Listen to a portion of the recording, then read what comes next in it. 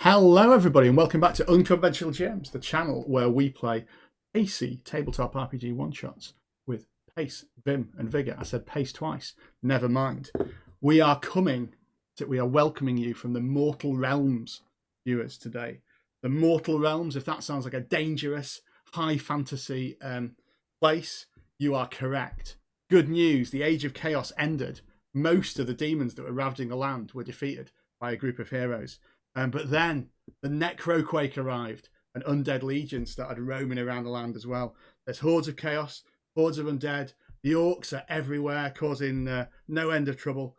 Yes, we're playing Soulbound, Cubicle 7's high fantasy Age of Sigmar role-playing game.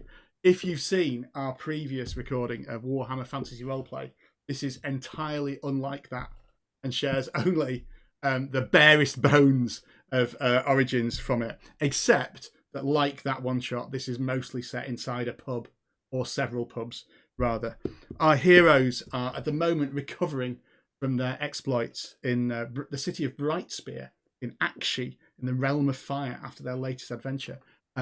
We're going to find out what was happening in that latest adventure in a moment, but for now, let's meet our heroes and the players who are playing them. Starting with Gaz. Hello, everyone. I am one half of Unconventional GMs, as you may know, and also one half of What Would the Smart Party Do, the UK's premier RPG podcast. Today, I'm going to be playing Kate Kinless, a Black Ark Corsair raised from a small child to the tall 6'5" Elfir that she is today, a pirate Corsair brigand covered in black ash, smelling of smoke, with honey blonde hair. She loves a drink and a fight. I'm sure there'll be plenty of both of those things in the 2 hours immediately following this introduction. Next, returning to the channel, let's welcome Ben. Who are you playing? Hello, I'm Ben. I sometimes play games, and I very much like Warhammer-style ones.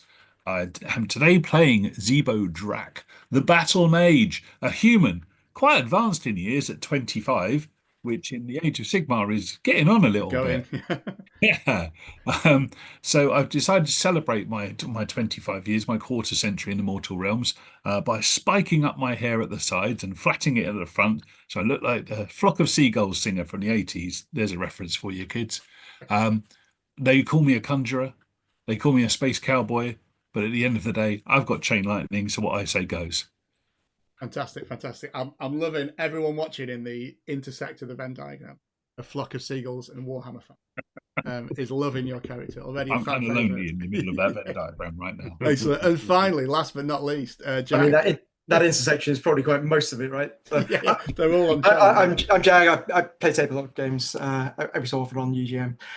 Tonight I'm playing Braga Brintok, a Duardin Doomseeker. Braga Brintok is tired. He has haggard blue eyes that have always been pale. These days they look even paler when they're set against that burnt bronze sheen of his obligatory Doomseeker mohawk and his naked iron skin flesh.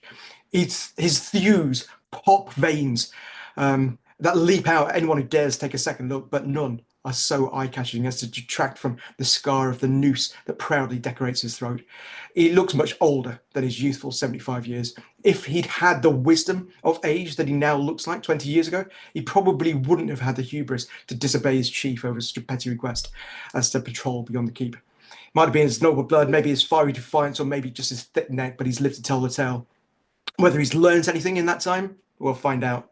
At least he's earned the chance to do what's best in his life, the right to make and the duty to keep his oaths and to do what's best in death. And that's be glorious. But first, a drink with my Soulbound. It's not like there's trouble brewing tonight. We did that. Excellent. So I should give a quick disclaimer here. In the world of Age of Sigmar, everything's been renamed. So dwarves are called Duardin, of which Braga is one. Elves are called elves with an A in front of it. But spelled differently. Spelled differently, which Keith is. Orcs and ogres and giants are called different things. My experience is it will probably regress to calling them dwarves and elves during the course of this. Feel free to write in if you're offended by it. Sorry, we're just going to forget. I think that we know what we mean. We talk about if we interchangeably say Duardin and dwarves, you'll get the message, I'm sure. Feel free to write to Games Workshop. It's their fault. Please, yeah, entirely their fault. We take no responsibility for this. So, as I said, we begin in Brightspear. Brightspear has been built in the realm of fire, the vast deserts of Aqshy. Imagine 3 circles atop one another, forming a sort of cylinder with a big spire in the middle. On the upper tier, around the central spire, this rotates to mirror the movement of the sun across the sky. There's lovely, well-built houses. The richest people of Brightspear live here. There's a lower tier below it. In constant shadow, you can always hear the clicking and the grating of the plate above. Always in shadow. This is where the lower classes of society hang out. All kinds of nefarious deals get made. And then below the tiers, on ground, there's expanding around the new city. New buildings growing up around ancient ruins that were the source of this. Our heroes have been resting in Brightspear, their previous heroics, and are just about to be invited to accompany Vitala Vicari, the Lady Vintner of Brightspear, in welcoming a dignitary and helping him tour around the city in an entirely safe and not dangerous mission. Should be a lovely respite for them and a chance to see around some of the greatest places that Brightspear has to offer. However, as we see this city, and we've got a quick montage of what their previous mission was. So as the screen flashes, we get to see our heroes in action, completing their previous death-defying heroics. Starting with Gaz, what shot do we see of Keith in action? That's inside the Sorcerer Merchant's guild hall, with one of his guards holding a fire-breathing hound on a chain. And as the others are wondering how we're going to get past, Keith slips down from the shadows, slits the guard's throat, and then makes friends with the hellhound by feeding the now slowly cooling guard his flesh to his own dog. And from there, they can progress deeper into the guild house. Fantastic, fantastic. What's Zebo doing in our little shot of the previous adventure, Ben? Well, at that precise moment that was happening, I was involved in a 5-player version of 3-dimensional regicide. And it was getting late game, so things were getting a little bit hairy.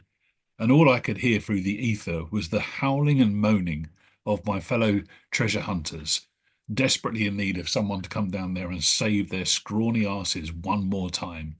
So I had to apologise to the rest of the group. I left my marker on the table, as you would expect from a gentleman, stepped into the teleportation ring, and suffice to say that magic saved the day, as it always does. As always, as always. What do we see of Braga, Jack? Well, as Keith has cleared the path for us as we descended further into the Merchant's Hall, Braga had been distracted by the Merchant's Hall actual food hall and the vast, copious banquet that had been laid out for all the members of the guild. And he got slightly sidetracked and decided to tuck into some of the food. Whereas when there was this sudden explosion of crackle and smoke that didn't smell like Keith normally does, but it was clearly evidence of Zebo's disastrous disastrous doom bringing unfurled, followed by a slew of guards from Merchant's Hall. So he slides up his signet ring, his memento of his home place, up his beard, sets down his tankard that he 4th time filled while he was waiting for the action to arrive, and picked up his great hammer, swung it around as heads went flying, put it back down, and carried on supping. Fantastic, fantastic. So that mission was such a success that you now have a welcome in high society around Brightspear. And we see now, as we pan in to a high port of Brightspear where airships dock and descend. But there's only one visible in the sky now, shining Caradron Duardin frigate, iron gleaming in the eye in the sky as it slowly begins its descent to the high port. As it does, Vicari reminds you of your of what you're here to do today. So, I can't thank you enough for volunteering to help me. As you look confused at each other that volunteered for this.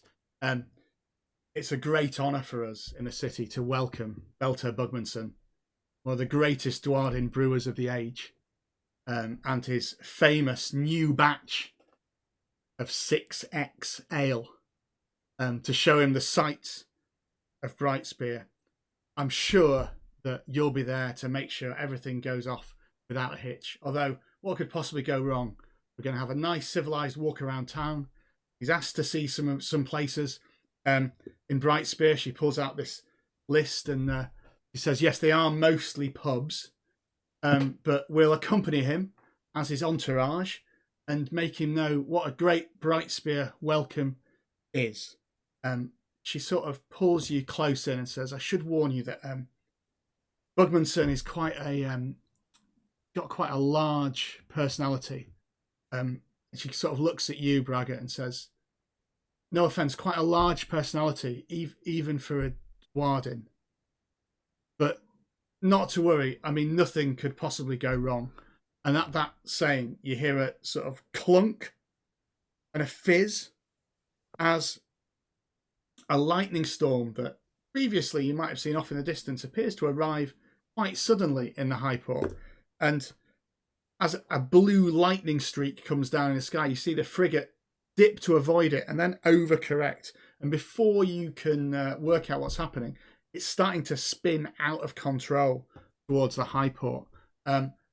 Near you, technicians rush to engage the magnetic landing pads, but are unable to move it. The locks seem to be jammed there.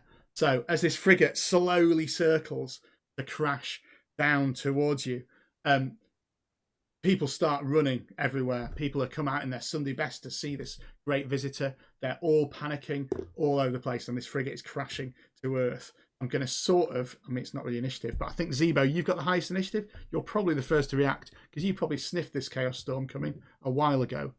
What action do you take to try and resolve this? Yeah, I know the smell of lightning, like I know the smell of that Duardin's behind. Let's see. I scan around, not letting the panic show on my face. Our patron must be protected. I'll cast Mystic Shield across our party. Fantastic, fantastic. Do you need to roll some dice for that? Yeah, I've got a target number of 5. I just need the one success to increase the defense. But if I get more successes, they get more defense. Fantastic. So let's throw some dice. Now, when I'm casting a spell, I believe that's a channeling roll. It is entirely a channeling roll. Fantastic. So mind plus channeling for you. Mind plus channeling. So I'm going to be rolling 6 dice. And I've got 2 focus in that, so I can look to improve my scores if I need to. Okay, and I really, really do. Because nearly everything is 3 or less. Let me drop my 2 focus into increasing my 2 4s into 5s, getting 2 successes. Fantastic. So then what's that? Is that plus 2 armor for your patron, for Vicari? Yes, it is. It takes the form of a cage of lightning, like St. Elmo's fire that crackles around her. The panic settles. He says, yes. Quick, thank you for saving me as the most important ranking citizen of Brightspear. Quickly, save the frigate. The next most important thing here. Let's go to Keith. What do you do? I'm not entirely sure what I do. I'm used to just jumping onto or off vessels. Yeah. So I'll probably default to my urges in that way, thinking if I can get aboard, perhaps I can help them out in some way. Or and there'll be a tethering chain or something like that I can take with me to try and anchor the vessel in some way. Oh, I'm sure there is. So yeah, I'll snatch up something and then make a leap into the void and aim to land on top of the alien ship. Fantastic. I think that would be a body and athletics roll. And I'm going to make that a target number 4, and you just need 1 success. Okay. 2 successes. Excellent. So we've got 2 successes. Should have said before, you need a total of 3 between you to try and like right the ship and stop it crashing into people. So yeah, you're able to you get there's a landing chain that you can find that you manage to whip around, and it sort of slows it. There's a moment where it looks like it'll start spinning even faster, but you correct and it starts to tip. It's only gently crashing into the high port and the civilians that are watching now. Braga, can you save the day to fully prevent it? Yeah, so he's watching this ship coming down, and it's kind of angle of descent kind of alter and stuff, but he's pretty switched on as to where it's probably going to end up, and so he charges into the area, making sure that really everyone gets out of the way, and he uses his intimidating manner to really give the jeepers to anybody who might still be standing around or getting in the way, so that it's a clear enough path for this to land without causing any carnage. Fantastic. That is, you'd be pleased to hear that's intimidation. You'd be less pleased to hear it's a mind plus intimidation check, I would imagine. Okay. And I think you have advantage as well, which means the difficulty is decreased to 3. You're rolling mind plus intimidation. You've got advantage because you're intimidating manner. Yep. Just need 3 for success. And yeah. 3 for a success, and I have a 4. Fantastic. So with that final success, you manage to clear everyone out, and you are able to get everyone safe. The ship slides down gently, screeches to a halt. It stops just before it teeters on the edge of the high port, and one side of it that looks to be a door sort of crashes down. This thing is Duardin construction, so pretty much all of it's made of solid steel, and behind it comes a huge Duardin, almost a ball of a man, huge beard, steps out and says, "Well, that was a hell of a ride, wasn't it? What a welcome." And he's got on his back, you notice, a sort of barrel contraption that he pulls out, gets a mug of ale and pours himself a drink. "Beltar Bugmansson, at your service." And he steps forward to greet you, and there's a cheer. So probably greets you first, Braga, let's say, and says, "Oh, good to see you, someone from the old country. How's it going here?"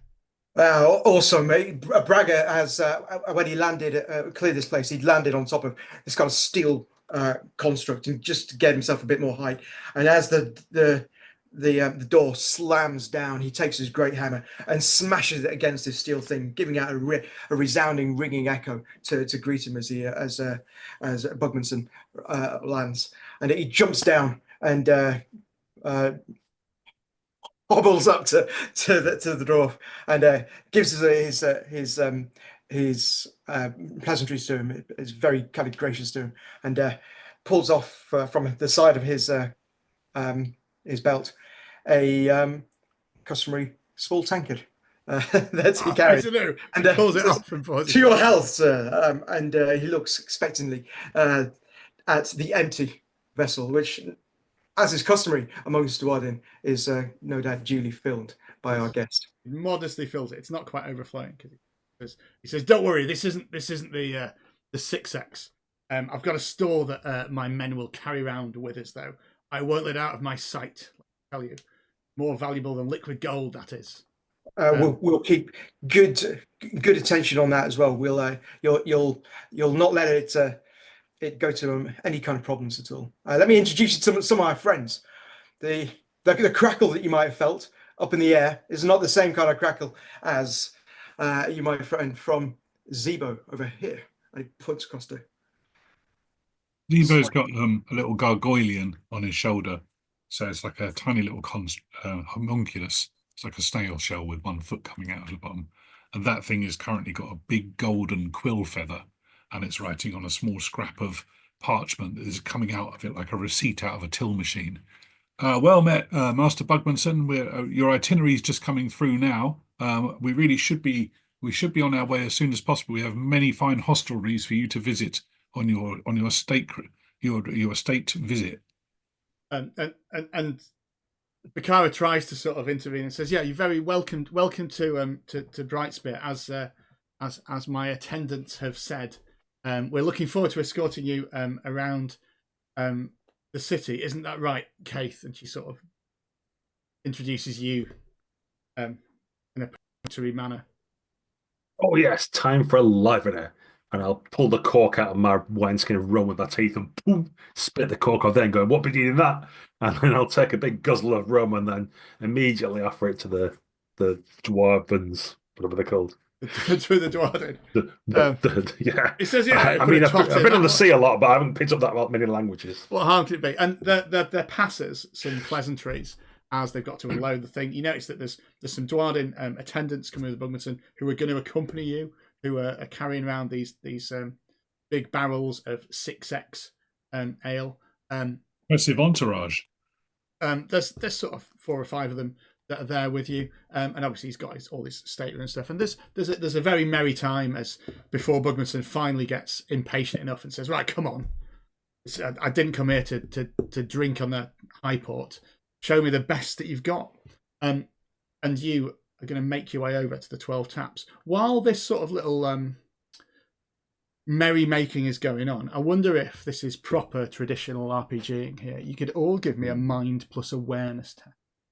Target number 4. You would like to think so. Yeah.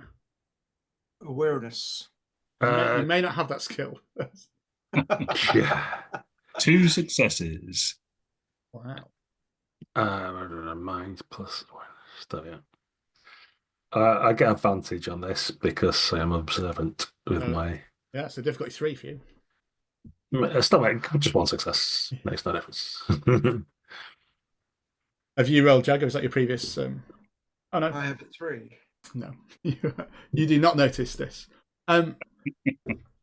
Zebo, you Yes. notice just while this sort of merrymaking is going away, you notice something a little bit unusual.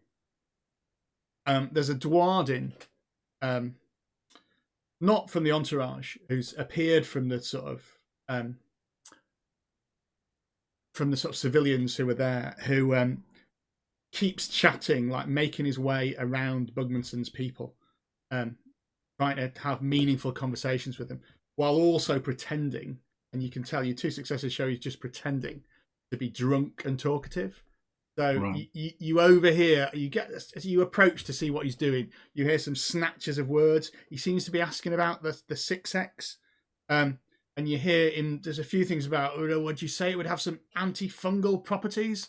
And then, but by the time he notices you, he's vanished off in the crowd. But the thing that stands out, while they assume he's sort of some talkative drunk, he's only pretending to be. You've seen drunk Duardins. Well, one Duardin drunk in particular many times, and he's not even half cut. He's Well, I've pretending. rarely seen sober one, so he would stand out. Yeah. Okay. I'm going to approach Keith and with my small silver goblet that I carry at all times, hoping for a draught of his rum. And I kind of lean in and whisper into Keith's ear, "You clock that, right? You've got sharp eyes, Keith. Did you see that, Duardin? No way was he 6 sheets to the wind. There's something afoot here. I think there's something going on with this beer that we need to keep aware of. What did you see?" I saw very similar, I say, suddenly trying to focus on the dwarf that I barely noticed. Yeah. For you. Yeah. Well, you may or may not know, I'm well travelled. I may have been on this earth only 105 years, but I've picked up a thing or two. The master brewers guard their secrets more jealously than their daughters, but there is industrial espionage and the stealing of secrets and people trying to claim glory for others.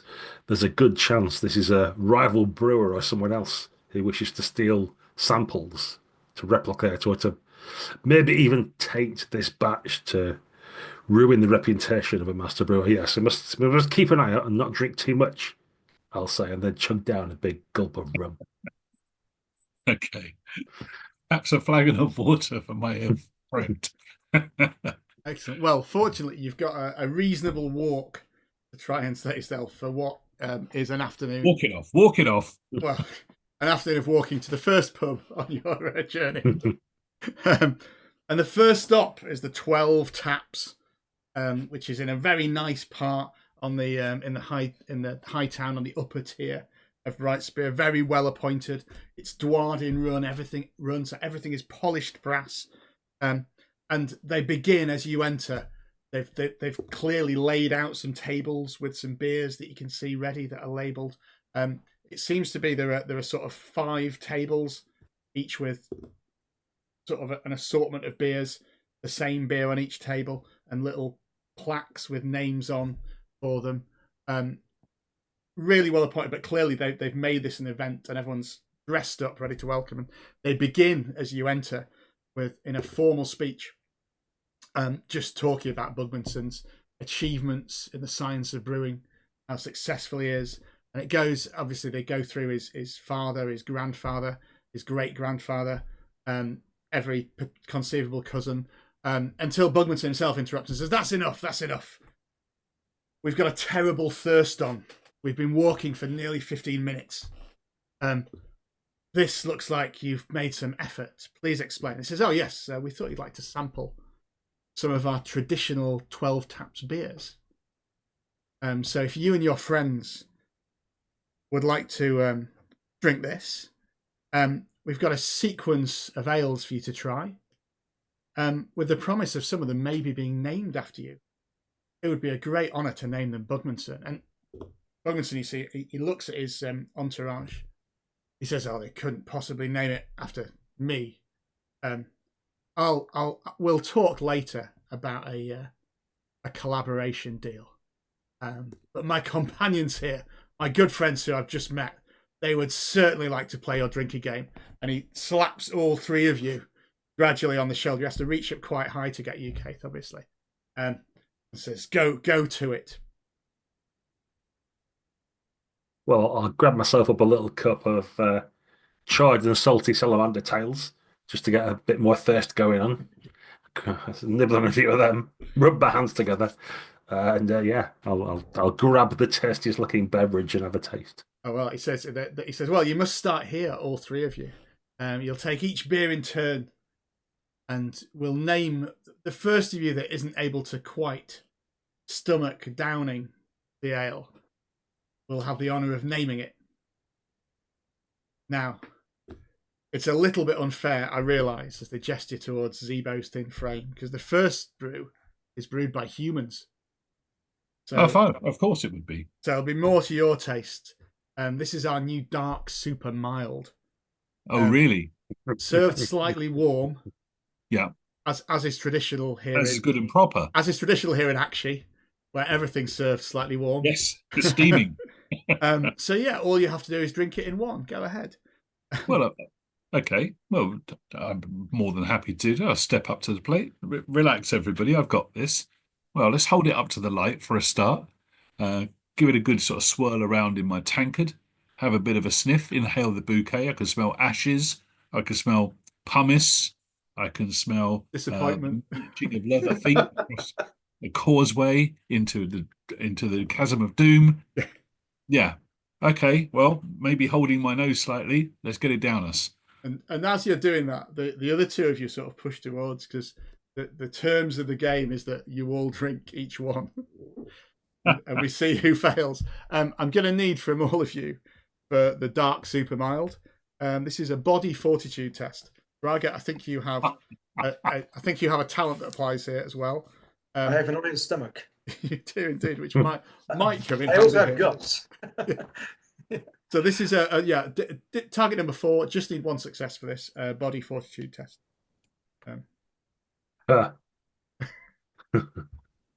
So this would be a target 3 for Bragg? You have. Let me just check what the actual thing is. Oh God.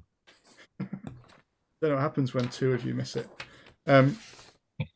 I think you get advantage. Is that right, Jack? No, actually, iron stomach. Double the dice gain from training in fortitude to resist poison and disease. So it's human beer. So I don't know if that quite counts as poison or disease. But he's comfortably made that with his. Excellent. Yeah. So as opposed to Keith and Zebo, who you just can't stomach it. How do you not manage to quite finish the beer. I mean, it doesn't have to be dramatic, but you don't quite manage to stomach this. How does this look to the onlookers there, Keith or Zebo? Or, well, start with The Keith. first couple of drafts is not a problem at all, and I'm thinking, "Oh, I don't know what they're worried about. But then the afterburn kicks in, and as my third or fourth large mouthful is going down, I'm thinking I'm going to have to speed run this, because if I don't get it down quick, it ain't going down at all. And just when I think I'm getting near the bottom of the draft, that's where all the slurry and sludge is. And it hits me full in the nose and goes up my nose, and I end up spraying it all across the room in a fountain of beery spray as I belch and turn green. Oh, you do. You drench one of Bugmansson's entourage, who finds that hilarious. Apologies, apologies, my lord. What a kick to it. Brilliant, Keith. What happens to you? I think Keith handles it better, I imagine, but he's disqualified on a technicality because it's drinks in the Corsair fashion, which means that 1/3 actually goes down the neck and then the third on the side and down my Sea Dragon cloak. With froth everywhere. And I look round proudly like I've done a good thing, because the captain of my boat would thank me for this and pat me on the back. And it would just look horrified that I've thrown most of it all over the floor. Yeah. A Duardin attendant starts like mopping it up and squeezing it out into a barrel to reuse. It says, so we'll decide whether we'll name that after Zebo or Keith later on. I think probably Zebo. You gave a good fight. Your failure was most interesting. So Zebo's dark, super mild. They look somewhat disappointed along the other four. The beers long row of that are ready. Speaking of speedruns, and then look expectantly towards you, Bragger. The next beer. I'll drink theirs as well. It's fine. Yeah. It won't get to waste. I mean, you're welcome to continue competing. I think you're welcome to continue competing, but you may find this gets increasingly difficult, both in character and in system as well. So the next beer that you're going to try, Bragger, certainly, is served in thin, fine glasses. This is Elf Tree Sap Mead. Strangely sticky as you pour it, and it sticks to your hands as you do it. But the Bugmansson says, just hold your nose and get down with it, son. Do it for the Duardin. This is now complexity 2, so still difficulty 4, but you need 2 successes. I look across to Keith and hold it up, compare it to Keith's honey blonde hair, give it a whiff, and say, "You smell better than this, I got to tell you." Hold my nose and knock it back. Well, Keith, you can compete in this as well. Yeah, I'm gonna like. Oh, it's Elfie, you say. Only the one success though. Yeah, they it doesn't work for you, Keith. It's not, I'm struggling to get. I'm chewing it more than drinking it. Yeah. Yeah, it's hard. I was born to a life on the seas. I wasn't in the forests where all this stuff was made. It's very. I would have thought it'd be right down my alley, but it turns out it's the wrong kind of elf, isn't it? The wrong kind of elf. Yeah, but Braga, you managed to dispatch it without any trouble at all. So move forward now. You've got some Duardin Forge wine to taste, Braga. Sulphurous and oily, and served in the cast iron cup that it is normally served in. That is beautiful. And what I do to prepare myself as a traditional when I have forge wine is I give the side of my great hammer a nice lick just to sharpen my tongue. Metal in it, yeah. Sharpen your tongue. I like it. Yeah. This is now complexity 3. Complexity 3. Yeah. 1, 2, 3. You say? Done. Amazing. You put away the Duardin Forge wine. You've now got some Aqshy Thirst Quencher, a cactus-infused fizzy beer, the penultimate beer. This is complexity 4. As everyone's now watching Braga carefully to think, will he finally be defeated by one of these? I look across to Bugmansson and I indicate to him it's got bubbles. We'll have to see. But yeah, as you're downing it, you feel your stomach. Complexity 4. Yeah. Yeah. Has he done it? But you put it away, yeah, you put it away. It gives out a massive belch as the fizz. makes its way back out. Excellent. So all the alcohol's still settled. Right, and then we can see there's sort of people are at the windows now looking in to see if, because they've heard of this challenge that's being done and this dwarf that's undefeated. Your final is their signature brew, the 12 Taps Twister, a light and fruity IPA with the same agricultural qualities that IPAs have in our own human world here. Oh dear. So this is complexity 5. I tell you what, this is a little bit fragrant. If I get past this and I look across out in the hall for the entourage who are guarding the 6X, if I get past this 5th one, I think I probably deserve a 6X, he says, looking across, making sure that it's still... They look very serious at each other. 6S cheeks. He knocks it back and back and back, and it's like, oh, hang on a second. There's something funny about this one, and it's just not hitting the mark. Maybe it was something too metallic in that last one, and most of it ends up just frothing down his beard. And what you end up seeing is that actually it's all just dripping from the tendrils of his mane at the bottom, and he's got just a pool of ale at his feet and spits it out. And there's actually a cheer from all the onlookers there. That really what they were looking for was for someone to fail. So they were being disappointed if you put it away. Like, Braga's 12 Taps Twister, it shall be called. And you see them like hammering the names of all of these new beers into the taps there for it. And then settles into a nice quiet little mingle and chats, and they're very, very short because Bugmansson's keen to get to the next place and get some proper drinking done. But it's very calm. You get to recover from what's going on. Zebo, you've had a lot of time to sort of observe and see what's happening.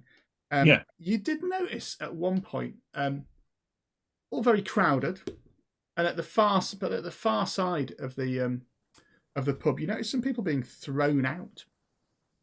Really? 2 Duardin and a female human being chased out by one of the 12 Taps staff, who is you make out him shouting, "You know you're not welcome here anymore. Leaving us. Dangerous mixology, what you've been doing. So clear out. Don't be spoiling this as well." Okay.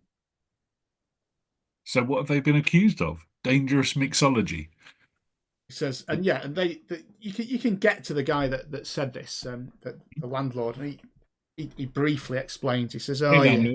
I'll ask him if he's got a mint and a small glass of lemon flavoured water. Okay, get a slice of lemon. Aperitif, because there's a digestive. He says, "You ever sit down? I'll get you some crisps." Yeah, plain, please. He says, "Yeah, they know they're not welcome here. Sheena, Dreadnought, and Breck, they were. Used to work for us in the brewery, but we like ambitious experimental beers, but they just took it too far." Really? How far is too far? What sort of effects are we talking about? It can't be worse than that. Pardon my French, but it can't be worse than that stuff we've just been imbibing over there by the bar. As well, really dangerous, putting strange things that barely edible in here. A few customers were nearly killed by it. We had to chase them out. I'm surprised they're still around Brightspear, but I'd heard they got a job working for the Great Parch, which is another brewery in Brightspear, he helpfully explains. Right. With their poisonous brews. What brought them in here today? Are they trying to get near Bugmansson? Why were they back? I don't know. They've not been back since we barred them, since we sent them on their way. What they'll be doing here. Well, they've got a blooming cheek, haven't they? They have indeed. Anyway, looks like your Duardin friend's doing well. Yeah, I was expecting nothing less at all. This is all a ruse. Myself and my Corsair friend, we always pretend that we can't handle the booze just to give Bragger a chance to, Bragger rights. That's what he's all about. He'll be enjoying himself, but he'll regret it in the morning. So as that dies down, your first pub is over. Bugmansson speaks up and says, "Oh, right. That's enough drinking. I need a snack." And Vicari, who's been staying out of all this drinking, says, "Oh yeah, and we've got the pickle de frite is our next stop. And a little bit lower down in the city. This, and you set off and you go down the staircases to the lower levels of the city, and you get to the Pickle de Frite. This is the opposite of where you've just been. This is a proper grimy old pub.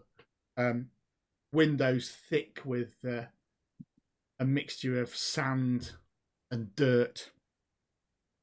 There's a sign on the front that proudly proclaims it Brightspear's oldest pub, and a little quote below that claims that it kept serving even throughout the Chaos Age. Which, as you go in and take a look around the sort of sawdust down it and the clientele there, you wouldn't be surprised. Bugmansson immediately lights up and says, "Oh, this is a proper pub." Looks around at all the people, like, chock full of bastards. This is my kind of place. And they bring to a roped off area and said, "Yeah, we've decided to serve some food. We've prepared, very carefully, some dappled efreet, or the few fish you can get in the oases here. As you'll know, if prepared incorrectly, it's completely lethal and will explode in the stomach." And they put out these 4 plates. And so we've prepared half of these correctly and half incorrectly. But as long as you take a flask of this, and he's got like 2 flasks in the centre of the table, of Aqshy, you should be okay, we think. His lev roulette. And Bugmansson like pushed himself forwards and says, "Right, lads, I'm in on this one," and pulls up and gets a napkin out and stuffs it into his sort of brewer's thing and says, "The trick is, I don't know why I'm telling you this because I want to be the one that wins. The trick is to eat fast before it has a chance to explode."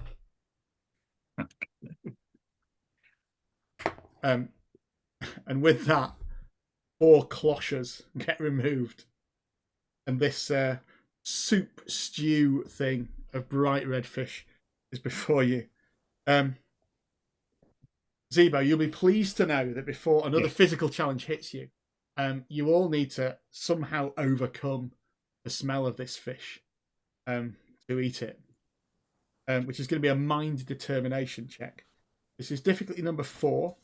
I'm actually going to give Keith you advantage because you are well travelled. You are a Black Art Corsair. You've eaten some dodgy fish in your time. This is not the dodgiest. So I want from everyone a mind determination. Just need 1 success. Difficulty 4 or 3 for Keith. Okay. You keep mentioning all these skills. Got it on the last one. You've got mind. Yeah. These skills are Yeah, I have got mind, you're right. Oh, I've got 6 there, so that's all right. Same, I'm good. Oof. Bragger! You It's should have weak. saved a bit of space.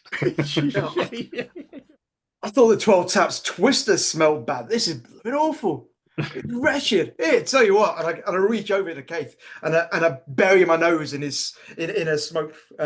smoky gown to just kind of anesthetize myself a little bit before diving straight back in there if I can. Yeah, you can't. But just at that point, that more bubbles from the Aqshy thirst quencher fill your stomach, and you just have to sort of step away and maybe hope that Zebo's got some of those crisps left to do it. You're unable to face the danger. I should roll for Bugmansson as well, actually, to see if he can do it. He's bad news on the crisp front. I've taken the little bit of parchment and folded it into a small triangle and tossed it into an ashtray. Bugmansson is fine. He's just sharpening his knife and fork and then ready to dive in. To eat it fast is a difficulty number. It's only target number 2, but it's a body fortitude test. I'm sure this is your speciality, Ben. Yeah. And you're looking to get the most successes. The 2 people with the well, we'll work out whose explodes in a minute, but the 2 people with the most successes, it's not going to explode. You're going to manage to pass the test. Well, I don't think. I mean, I've watched Keith get this down their neck, and I can't believe it's staying down because I'm looking at this thing and it's winking at me. But if I can, I'll get it down no matter what, even though I'm going to lose this battle. Good Corsair Russians is this. It smacks off the back of my uvula and propels itself forward back out of my gob again. It's a big and so that's 3 successes from Bugmansson and 3 successes from Keith. There, there must be a winner, so I'm afraid we have to roll off. Just roll again. Well, I'm going to use some of my diplomacy, Oh, and seeing that we're like neck and neck, or maybe I'm about to win, I'll just slow down a little bit to make sure that he wins and feels good about himself. Don't let him see that happen. You'll And be in his honour. And he does, and he licks the plate clean and smashes it over his head and says, "Oh, you've got a good appetite for an elf, you, haven't you? Metal plate. Where did you learn to eat like that?" Well, there was on my third ship, I think it was, there was a Duardin chef there. He loved ripping the guts out of things and feeding to me, especially these Ifriti blowfish. He says, "Well, it's a good job it didn't explode, did he?" And just as he says that, the one that Zebo spat out, we see start to grow and grow just as it interacts with your saliva. And somebody quickly steps in and like bats it off to the side where it just splashes against the wall from there. And he says, "Oh, that's 2 stops down. Next stop." And Vicari steps forward and says, "Yeah, we're going to visit Brightspear's only sort of native brewery here, the Great Parch. Uh-oh. A chance for you to sample some of our own traditional beers brewed even in this vast desert. I'm sure you'll enjoy what you have to see there." And you're taken away. So en route, have I got a chance to utter a few words to the wise in my party about what completely, I know? Yeah. As you walk around, yeah.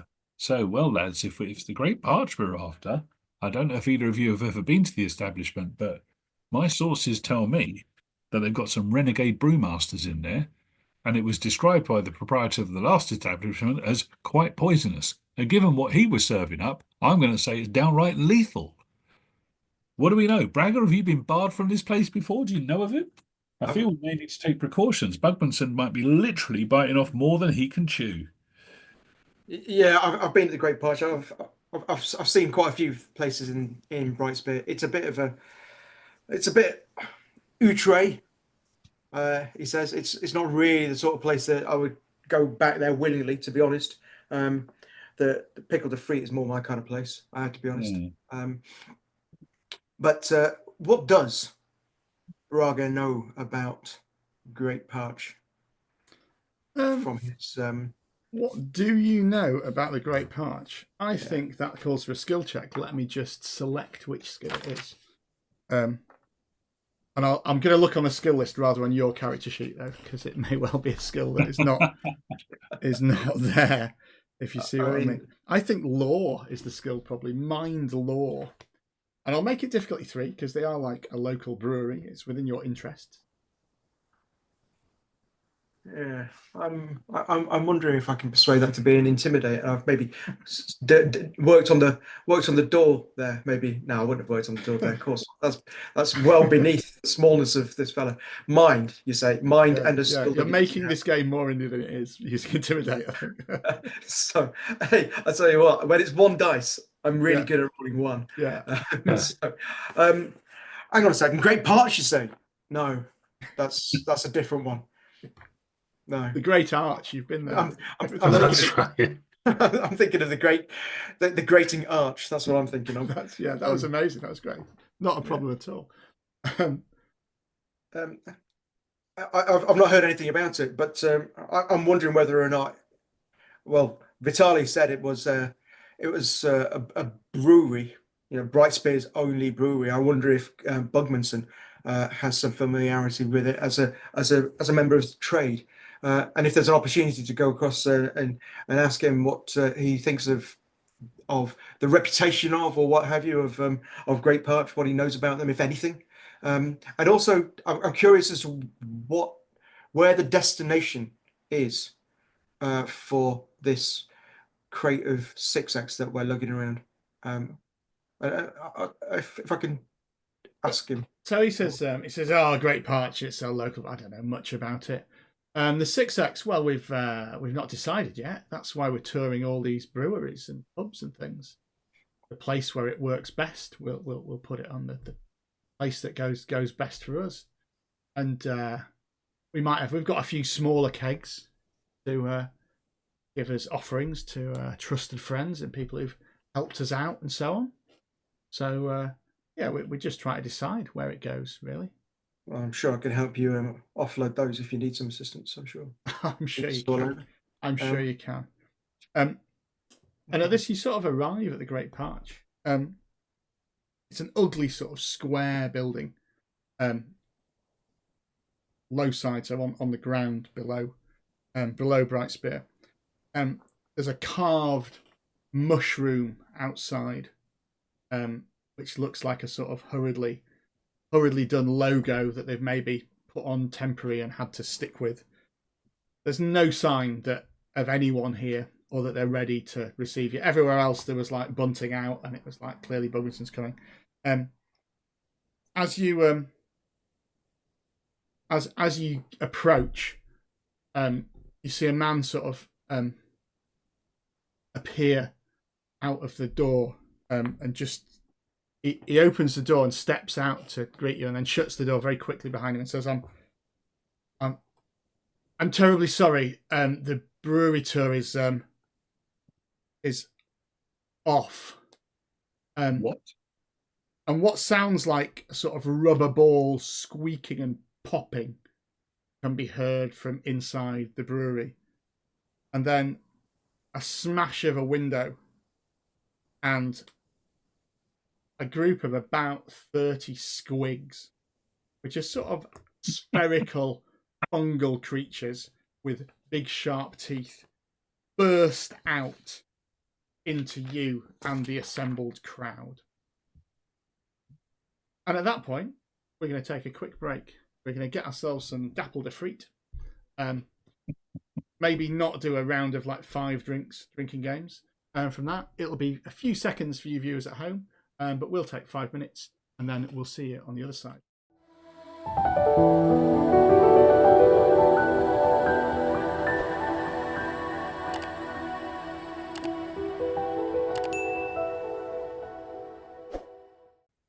Welcome back. We've had our dapple de frites and are ready to face the dangers of the Great Parch Brewery, or outside the Great Parch Brewery. At the appearance of the squigs, a sort of modest crowd appears to see what's going on. I think maybe they heard that Bugmansson might have been coming here. And people have been following you around the city here.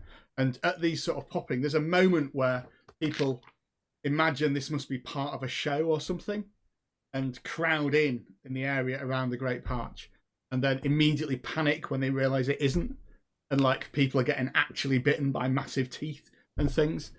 So there's a general sort of atmosphere of chaos in the zone where you are in. There are currently sort of 5 squigs that are within reach of you. Bugmansson's party, credit to them, sort of put their barrels down and draw axes and begin fending off squigs themselves. So there's only actually 5 of them that you need to face, because all these Duardin warriors are pretty handy, as you might expect from Bugmansson's entourage. But let's go. First combat. Initiative in Soulbound is handled by the initiative stat. And we go down in order of initiative in a really simple way.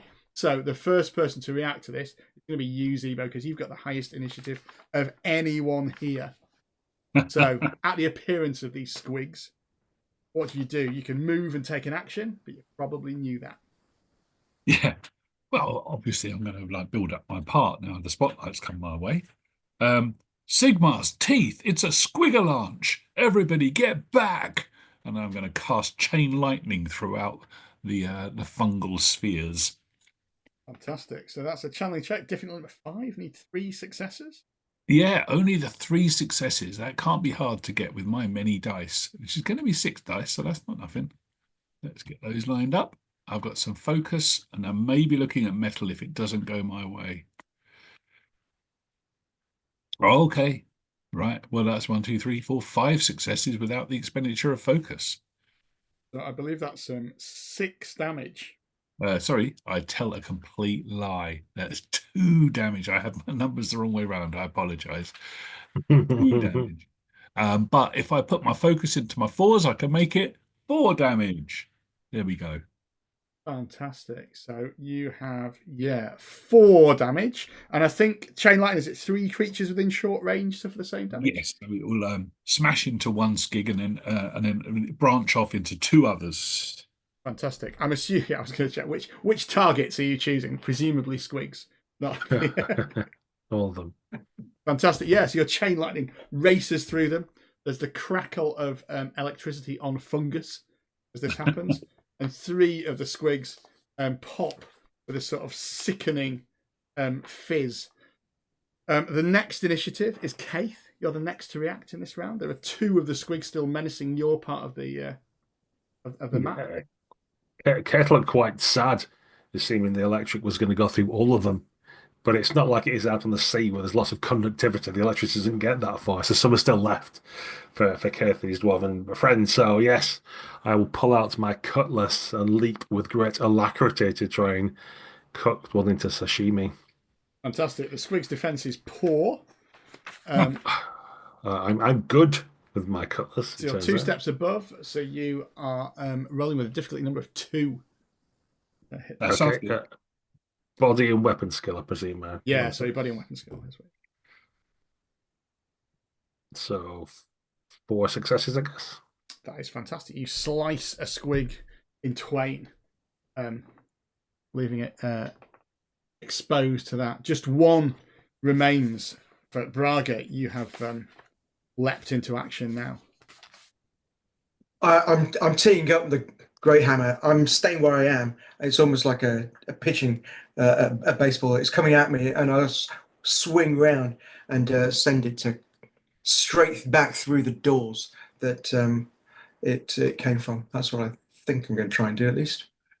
So body and weapon skill. Yeah, same thing. It'll be difficult 2 because they're poor defense. These squigs. So that's 6 successes. Difficult 2. Yeah, that is enough damage to do exactly that, to send the squig straight back into the Great Parch Brewery.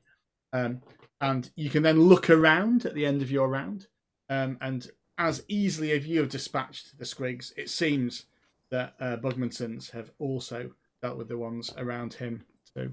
And there's a great cheer and some laughter. And Bugmanson says, "Let's not stick around here. Let's go to Low Stones." And there's a bit of a sort of ooh from the other Duardin, because this is where the Fire Slayers hang out, another clan of Duardin. Let's see what they make of the 6X. And you do indeed patch off to Low Stones. They look like they're expecting Bugmanson, but it's a much less welcoming environment here. There's ranks of big sort of bare-chested, tattooed Duardin, just sort of sat down. It's like the pub's been packed, but they've not gone to any extra effort. They just knew he was coming. And as your sort of entourage barrels, you pardon the pun, in, there's a sudden silence. And Bugmanson looks around warily before the biggest and largest and fattest Duardin Fire Slayer steps forward, looks the 3 of you up and down, and a little bit of not sure. Well, Braga, it gives you a sort of nod of recognition. Says 6XA. I heard it was piss.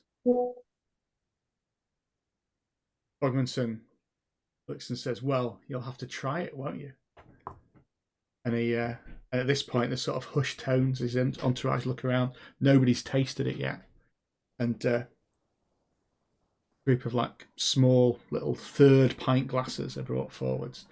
And he plugs in. He puts one on his back and plugs it into his little tap.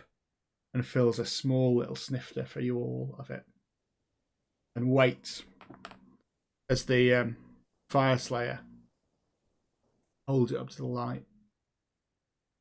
Sip. Spits it out and says, "Good God, it is piss." Bugmanson's men sort of like go back, hands on axes again, and gingerly do it. What do you guys do? Well, I don't look them up and down, given my lofty position. I just look them down. But I'll take a snifter of one of mine, or the one that's put before me, Yeah. just to see if it actually is some kind of shenanigans that's happened, or whether he's trying to cause a fight unnecessarily. Well, it is. It's very thin, and it's got the taste. It's got is almost sort of mushroomy. It doesn't taste. You've had Duardin brews even before today, and 6X is famous throughout the lands as being the finest beer that's been brewed. And this is awful. This really is flat piss.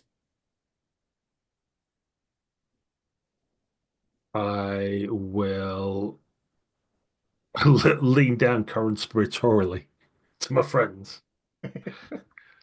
Where's the elf Spit gone? it back out into the glass. What's he doing?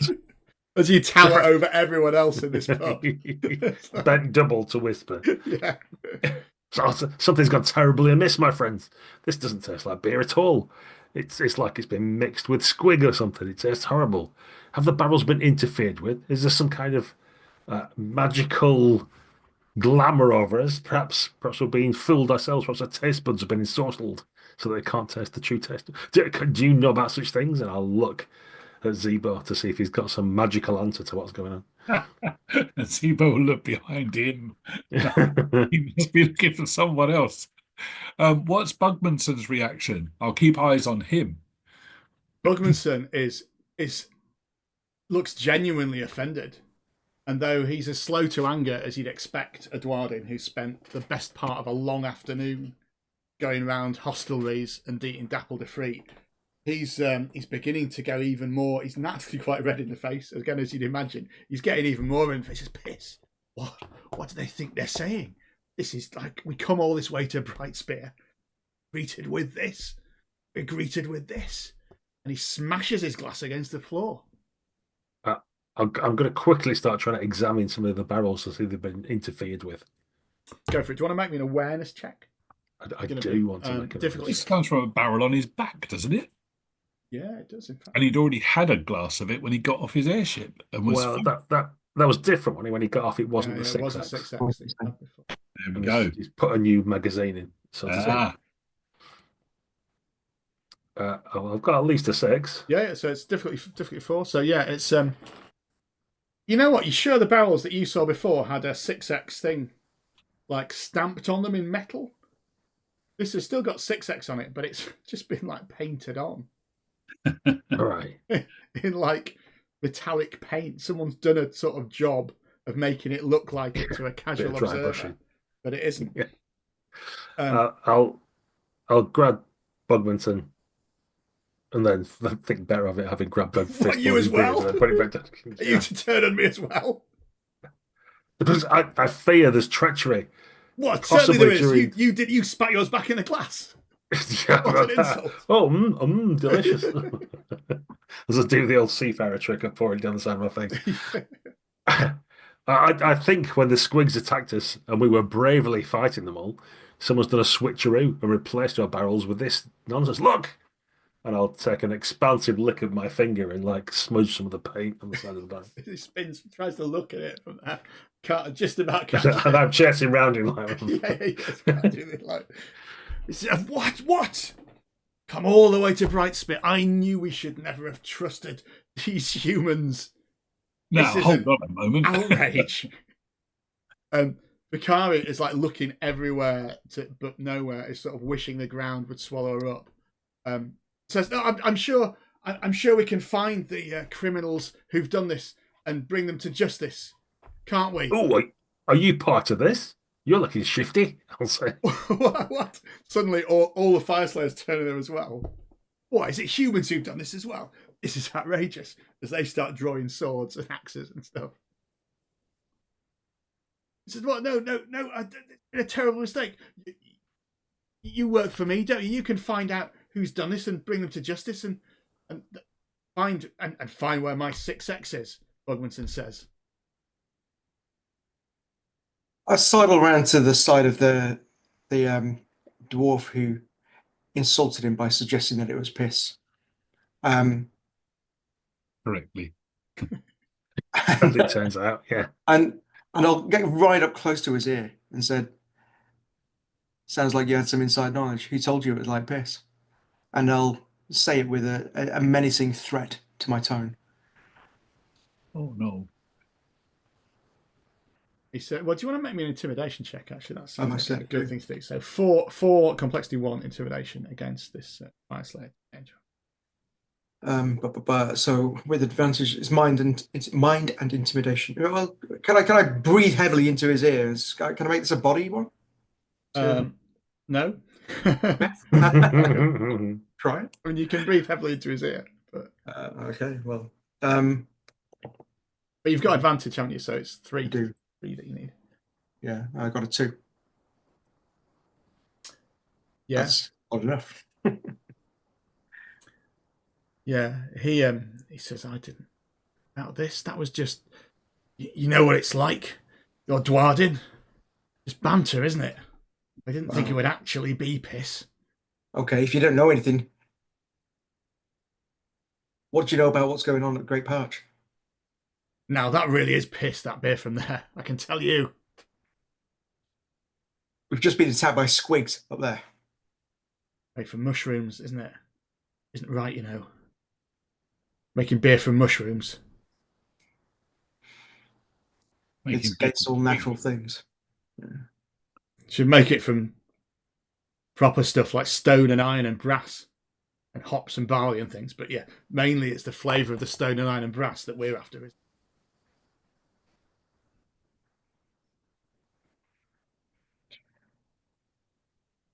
But yeah, he looks the Vicarious. Yeah, my three agents will immediately find the culprits of whoever's stolen your beer and bring them to face the full justice of Brightspear. Isn't that right? He looks around and up at you. Well, of course. Yeah. I thought that went without saying. Even if it's you, and I'll point accusingly. We'll be back before last bell. Says yes, and I will come and accompany you to assist.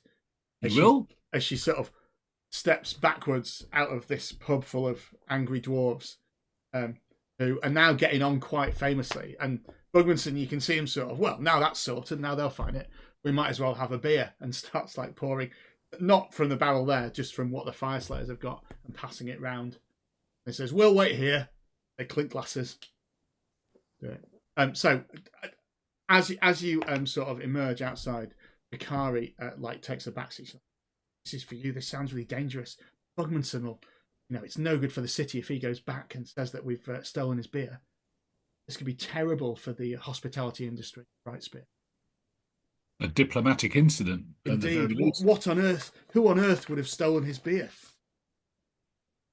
And then she steps back for you to talk to each other about it. She's not going to lead any discussion of the investigation. So it must be those three that we saw at the Great Parch then. So they've tried to get hold of, they've done the switcheroo to get Bugman's 6X so that they can retro-engineer it and sell it rebranded like some kind of knockoff brand 6X. Yeah, I think you overheard someone on the landing platform, didn't you, talking about fungus and stuff? Yeah, well, a little bit. I didn't really put 2 and 2 together at that point, but yeah, I've smelt there's a lot of mushrooms. There's a lot of fungus going on in this last night. Yeah. All right. Well, we need to track down those three. And of course, no one actually batted an eyelid at 30 squigs leaping out of the Great Parch, did they? No, I we need to have a look at that. get back in the Great Parch, and we need to go in and get inside and bust some heads. Yeah, it's first port of call, isn't it? Great Parch. Retrace our steps. Yep. They've got a questions to answer about their brewing methods and their Fantastic. staffing arrangement. Fantastic. A peek behind the curtain, the adventure suggests that you could roll a mind intuition check to put together the clues to see where it should lead you. But there's no need for you to do that because you've managed to solve the cipher and work out where you think you should go next. You've got a clear path in front of you. So that's the any of us have got intuition, have we? No, it's probably not good. Yeah, don't make us roll. Well, that means we won't know where to go. Hoping to avoid rolls. Yeah.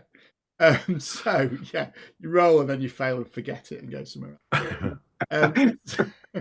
So yeah, you make your way back to the Great Parch. It's all locked up. You can still hear some sounds from inside of it. A lot of those sounds sound quite squig-like.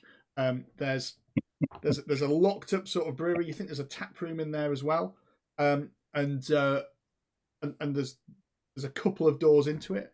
But otherwise, it's quiet. There are a few people milling around, obviously, sort of tidying up the remnants of the squig attack from before. But what's your approach to get in here? A squig lock-in. Just set fire to the place. The 6X could be in there. Yeah. Are there any of those kind of doors that go down into the cellar type things underneath? I'm just wondering if there are maybe a couple of routes in that we can kind of. I think Bragger's probably quite happy to just charge straight in, but realizes that we probably want to take a different approach than that and be a bit more subtle as a unit. Yeah. There's one of those like brewery door things. I mean, it's the brewery that you can prise that open, and steps lead down into a cellar. I knew it. Classic Duardin technology involves going underground at a sniff of trouble. I was going to suggest getting on the roof and getting some height advantage up in the timbers. Well, I mean, you can split up if you want. I was going to suggest knocking politely. Ringing the bell. Demanding to see the manager. There we go. 3 approaches. It works perfectly. Oh, no.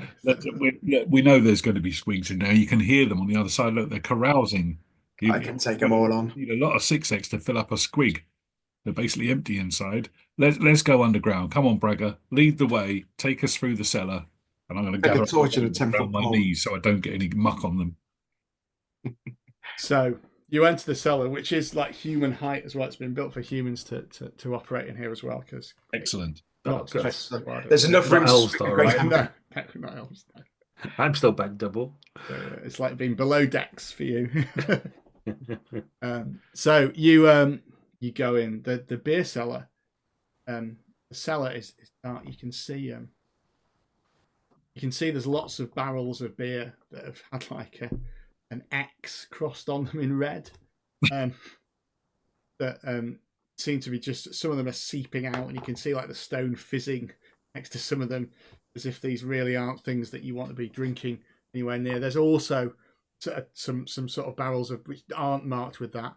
Conspicuously, there's 5 sort of dust rings where some barrels were before, next to which there's some sort of brass coloured paint, black paint, and some little paintbrushes, one big and one small, that you surmise, Keith, would be the kind of thing that you could use to paint sign barrels. There's sound of commotion from upstairs. There's nobody at the moment in here, but you can hear some argument going on, some human voices, but also some Duardin voices arguing about the next course of action. And one of them saying, well, we've got to try it now. Got to try it now. See if it sorts out the problem. He says, no, it's not safe. It's not safe. We can't. We need more tests. You just hide it until Bugmansson's gone, and then we can see if it works. What do you do? Whisper, bring it to the cellar. It needs to keep dark. It's cool in the cellar. That's where you have to keep it. Do you hear something? Was that you? Lyddon, are you there? No, that wasn't me. Do we want to lure them down here, potentially? Try and do something like that, or burst forth while they're engrossed in their in their discussions. We're about to Yeah. lose a minute of surprise, aren't we? Unless we take it. I'm going to try and lure him down. I think that's right. I'll go get to join in on the dwarven's idea of going like, no, I fell down the stairs. Oh God, someone's gonna. I'm gonna have to start screaming soon unless someone helps me. I'm gonna try. I'm gonna wait at the door with the great hammer there. So when somebody opens it, I'm ready to clock them on the head when they've come through. Lovely, lovely. So, Gaz, would you like to make me a mind guile test? I am going to make this a difficulty 5, complexity 2 test. Crikey. Because it's an old trick, and they're not expecting any visitors, and they have just committed a crime that True. They're a little on edge. I like the idea of leaning into it anyway. So the good news is I've got a silver tongue, so that I'll need to get 4s rather than 5s. Yeah. I get 3 successes. Fantastic, yeah. They you hear some sort of cautious steps. What? Who's there? Who's there? Oh, I just came to make my delivering. Oh, just after I'd done my rounds and collected all that gold off everyone as well. There's no delivery scheduled.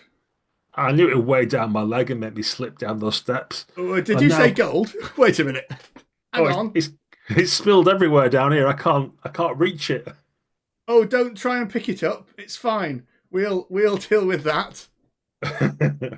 I feel so faint. I think I might pass out any minute. Oh no, it's fine. I'm coming, and there's some steps down the stairs. Door opens, and the slightly scared, sweaty man that you saw outside steps forward. Braga, you were waiting with a hammer, weren't you? Yeah, wait for him to go past. I'm kind of hid in the shadows, and as soon as he goes past, knock him on the back of the head. Okay, I'm not going to make you roll for that because he is the weakest of them. He drops. There's a sort of thud as he drops down, and you hear from above. What? Did you hear that? Quick, take the barrel, pour it in. And you hear general panicking and steps from upstairs. Oh, leg it through. Yeah. Leg it through. Come, rushing through, swinging the great hammer, and using that as a kind of an intimidating move to kind of get them to circle away from where they are in some ways. So try and get them to not take us the action that they want to at this point. Fantastic. So as you step through into the main brewery, the floor is covered in squig, bouncing this way and that, popping up and down.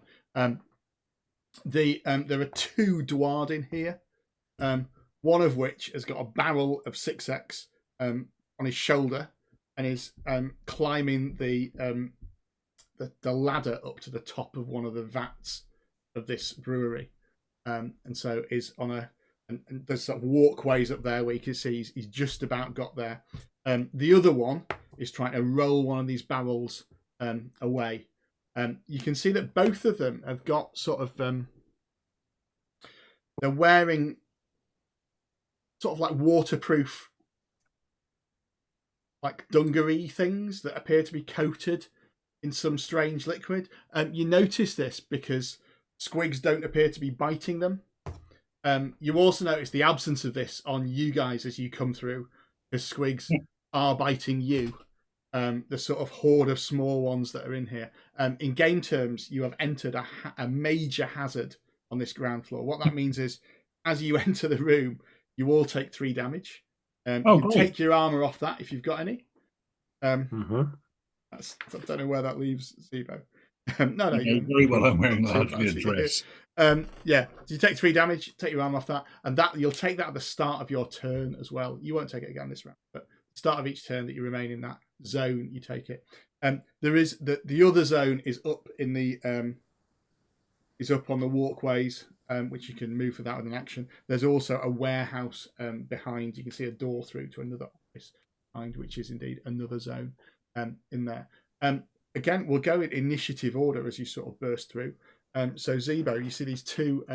One of them's out in the other zone on the walkways. One of them's just in front of you, rolling this barrel. But immediately that you see, sort of stops and pulls an axe out. Okay, so I've just taken 3 wounds from squigs. You have, yeah. Yeah, so I'm down to my last one. So I'm getting bitten around the ankles. Oh, sorry, knees, it's everything. toughness. You take it off. Your wounds are your toughness will let you hit points. Your wounds are more I serious. see. You Take just it off take 3 tough. toughness. Yeah. Gotcha. Okay, still not great. Okay, I'm going to try and leap across these like James Bond across a string of crocodiles to try and get to some higher ground, maybe up on top of one of those urns or swing from the bottom of the gantries. I want to get off the ground, please.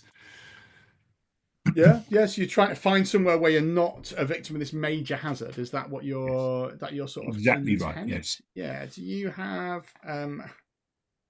Yeah, looking at that would be an athletics check, a body athletics check. Oh, perfect. I'm going to make it quite easy though, because there are like there's some boxes and stuff around. You can try and get up.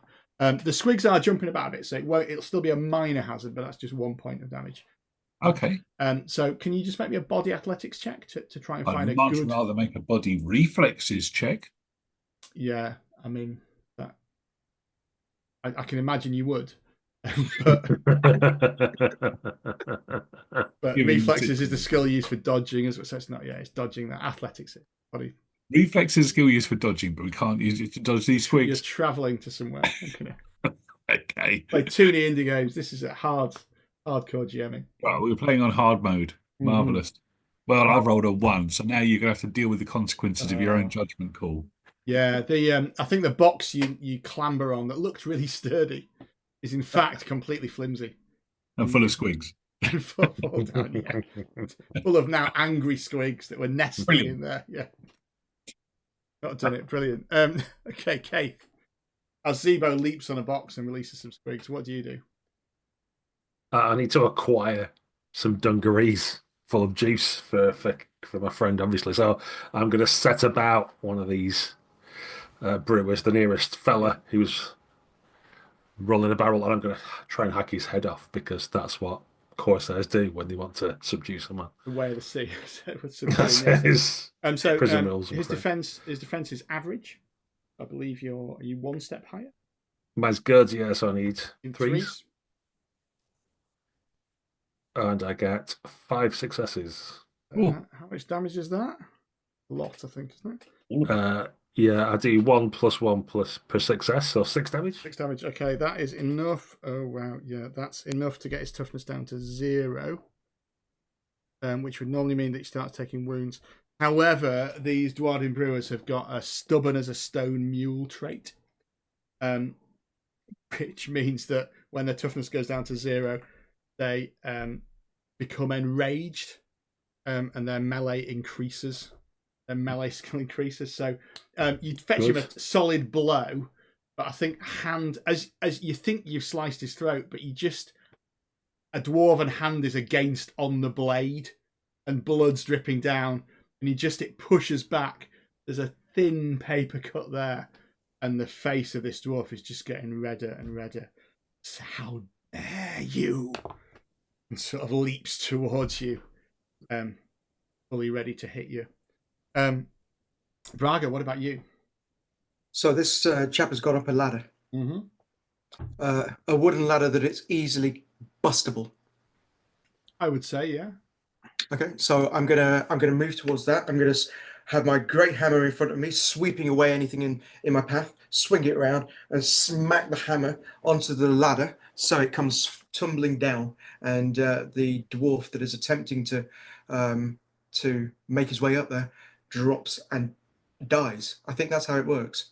That's how it works. It's Duardin's one weakness is falling, isn't it? Yeah. Well, they're only short if you fall from high. Relatively, it's a longer distance. Counts double for them.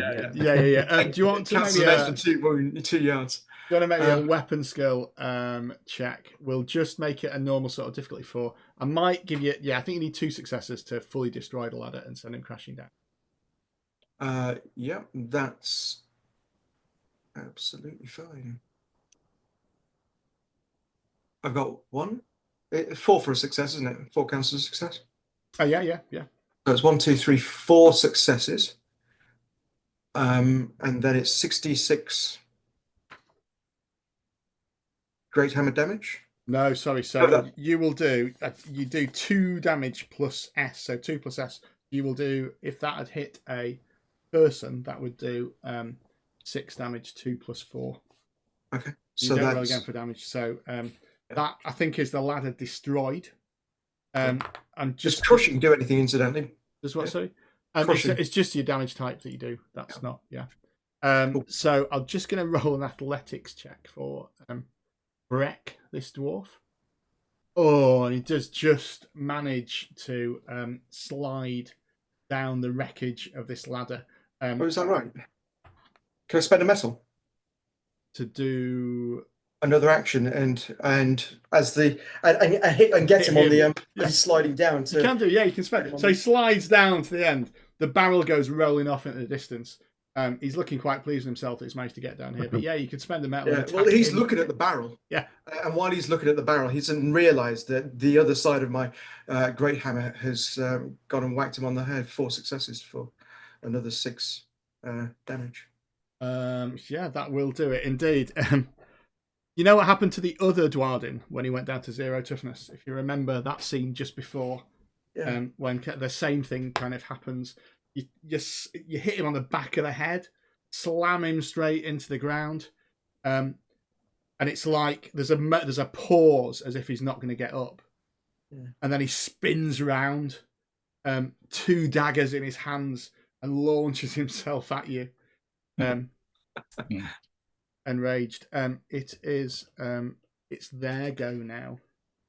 So Keith, this dwarf that's fighting you now has great melee.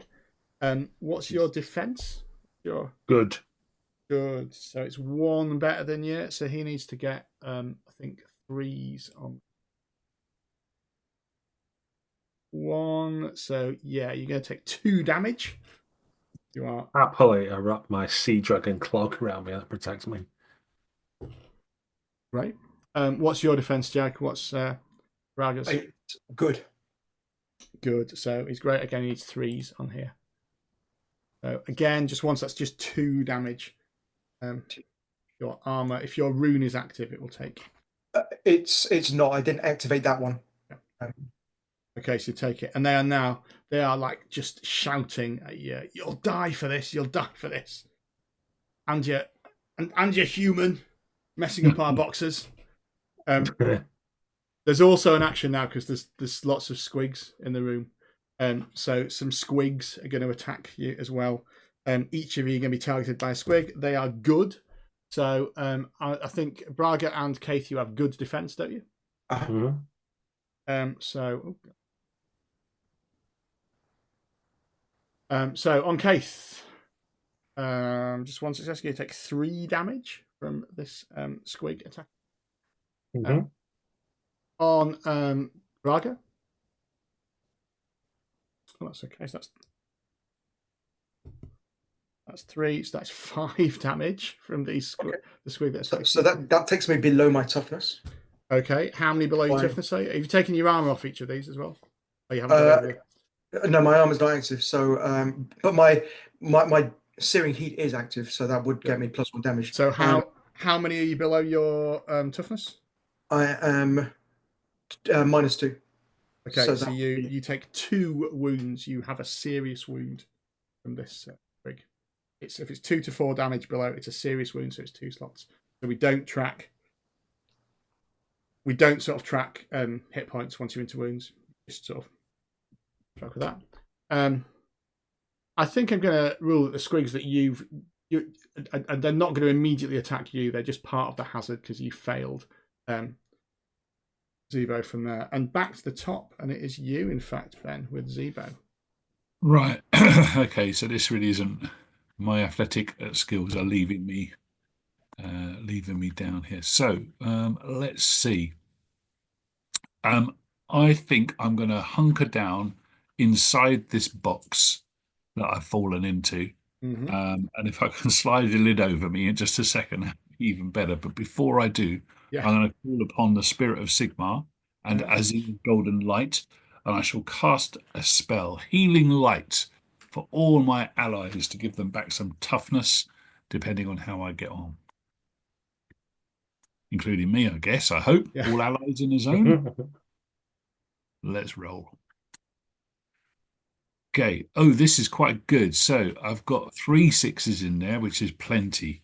So that's going to be everyone gets back 3 toughness. Amazing. Cool. Fantastic. As you are healed by Zebo before he pulls the box back over his head. Slide the lid back over. Maybe he'll see open it again not to cast hole. another spell. Yeah.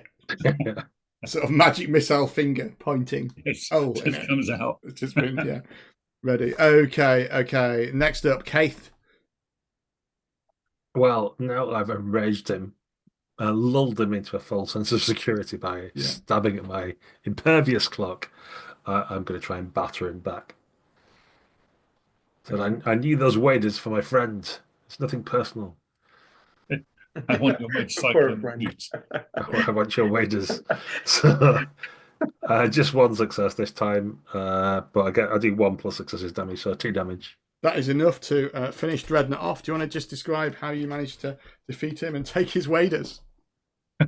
Yeah. Well, I've been aiming to cut his head off, but now he's coming to me. So having deflected the first blows, as he rushes back again, I just sidestep and hold out the blade and let him run through it, so that his head's separated from his body.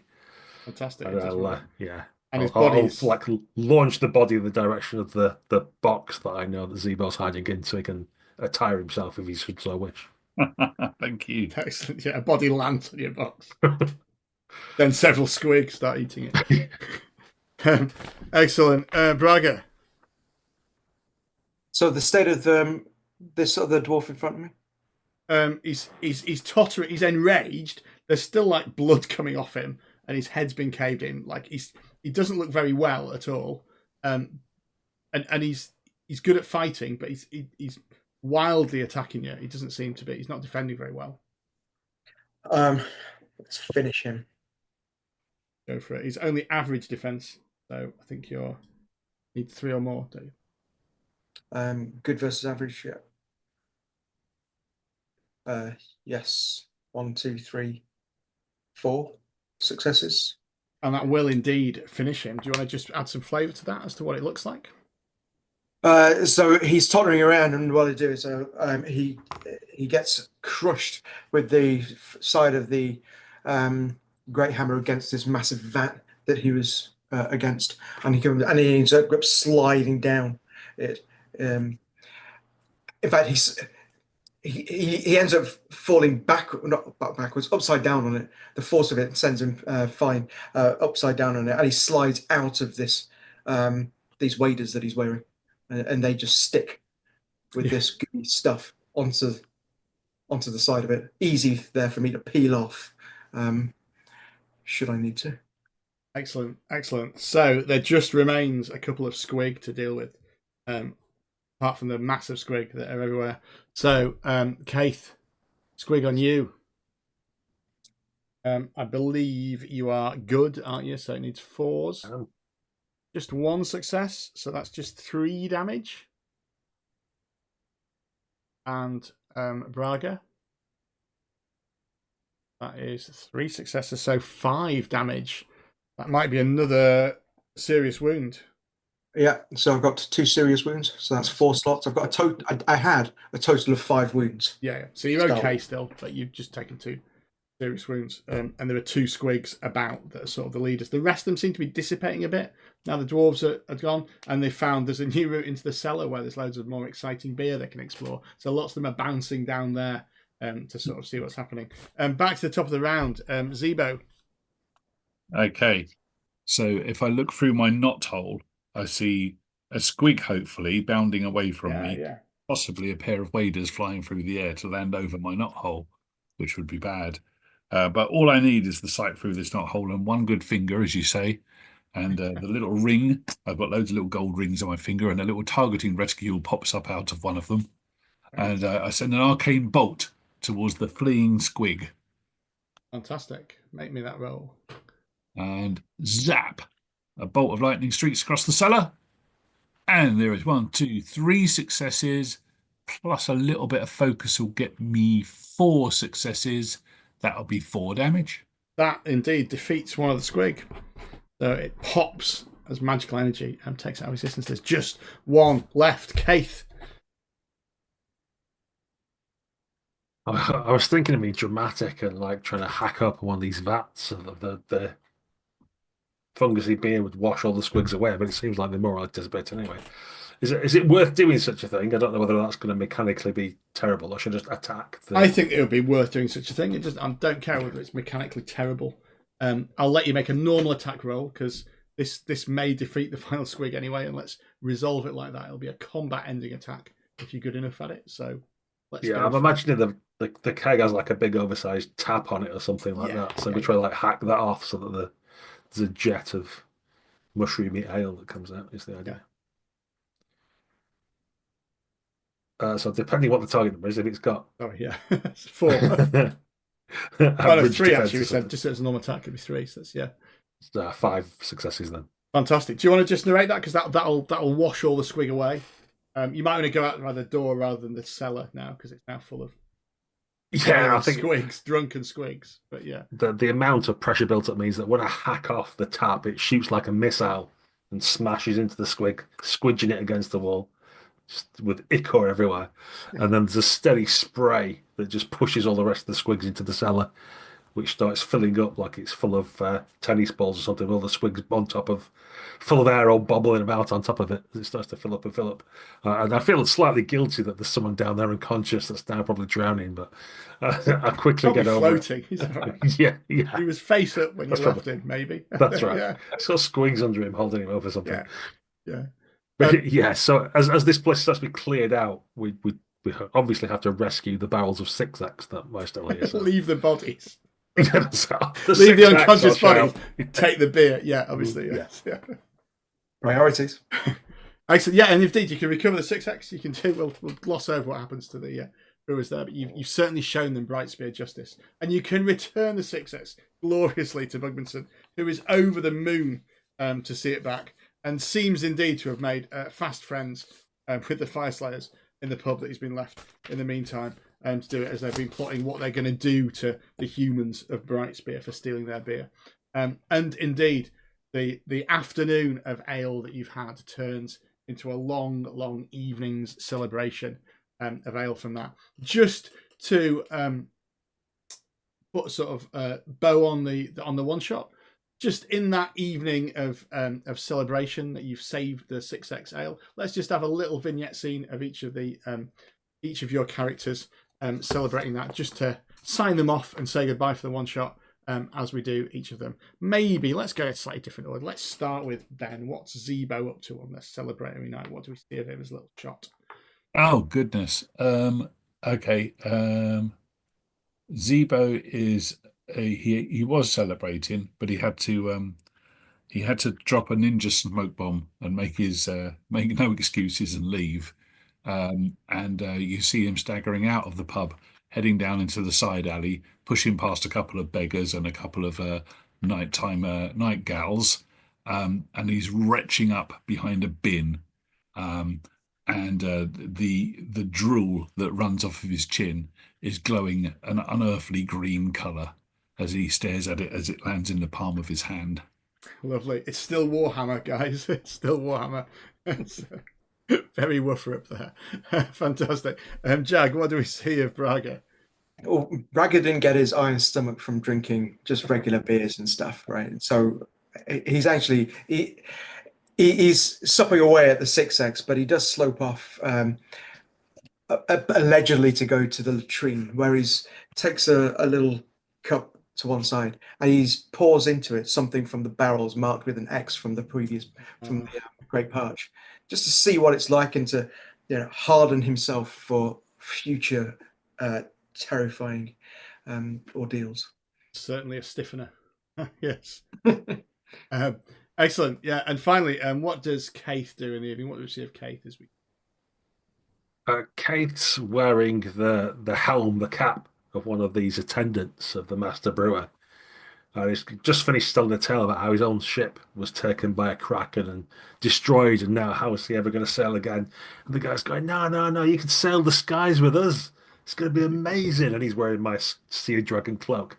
And yeah, well, it's for another episode to determine who regrets the decision more when they sober up in the morning, Whether it's the dwarven crew that have got an elf now on board, or the elf trying to struggle with the lack of sea and being bent over double the whole time. Yeah, lovely, lovely. So that is the one shot of Trouble Brewing for the Soulbound RPG. Check it out. It's from Cubicle 7. It is a published adventure as well, Trouble Brewing. Well worth a download, so you can revisit our adventures or follow along at home. It's quite a clever one shot. There's several different antagonists you can pick. The Brewers of the Great Parch are just one of the options. Personalize it. You run it. Do check out our other videos on Unconventional GMs. Thanks for watching. Remember to like and subscribe. The best thing you can do to small creators like us is to spread the word, either on YouTube by hitting the algorithm or by just telling people about it, so we can get all the stuff and more people know about what we're doing. So remember to like and subscribe. Thanks for watching, and tune in a couple of weeks. We'll have another great adventure for you to watch.